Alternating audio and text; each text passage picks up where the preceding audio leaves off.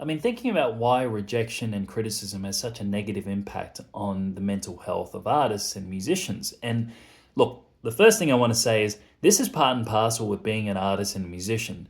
A lot of young musicians don't get told this. They get told that they're so talented and they're going to have a big career.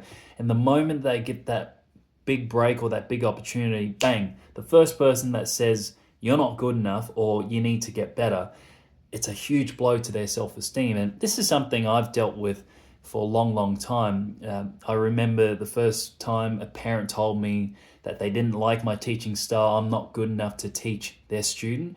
I didn't react well. I bit back and I argued with them. I sent them an angry email. I think I was 21 or 20 years old at the time. And, you know, that's how a lot of young musicians react. And it got me thinking, what is the advice that young musicians get when they are receiving this criticism and feedback?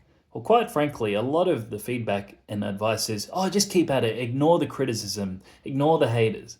Now, we need to distinguish between a hater and genuine feedback, because if you just tell someone, a young musician, to, oh, keep at it, ignore the haters, well, they're not going to build that resilience to something that is always going to come. It is a natural part and it's just inevitable because you're in the public eye. Your work is dependent on the responses and reactions of people. So, the best piece of advice that I received from a mentor of mine was to try to distinguish between what is objective feedback and what is simply something that someone just doesn't like, which is something you cannot control. So I remember being rejected from this festival in my local area in Sydney, and I asked them, "Hey, why didn't I get that spot? You know, I believe in my skills, and I've played for people. They like what I do. Why didn't I get this spot?"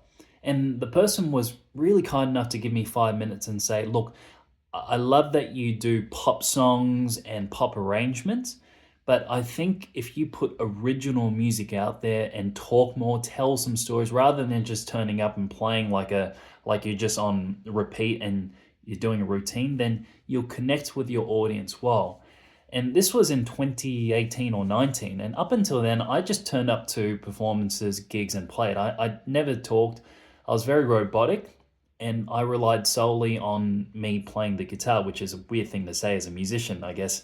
So after that, I started working on some presence, you know, telling a story, introducing myself, some very bad dad jokes, and it worked. So look, it's very hard. It's a tough industry. See if that helps you, and it might just make it a little bit easier.